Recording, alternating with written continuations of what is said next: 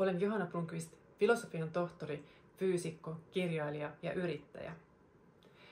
Kirja Kvanttifysiikasta energiahoitoihin, fyysikon matka mieleen ja paranemiseen oli esikoiskirjani ja se ilmestyi ensi kerran vuonna 2016. Nyt siitä on ilmestynyt uudistettu laitos. Kirjassa kerron matkastani, tutkimusmatkastani energiahoitojen maailmaan ja minkälaisia kokemuksia kohtasin ja miten selittää tieteen kautta näitä ilmiöitä, vai voiko tiede sanoa mitään näistä? Ja kyllä voi. Mitä on energiahoitojen energia? On paljon sellaista, mitä me ei vielä tiedetä, ja tieteessäkin paljon semmoista tutkimatonta. Ja monet ilmiöt voivat avata jotakin uutta, auttaa ymmärtämään. Myös meitä itseämme.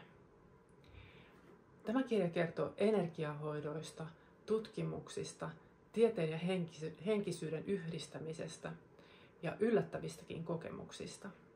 Se on saatavilla kirjakaupoista, kustantajaltani Viisas Elämältä ja myös omasta verkkokirjakaupastani.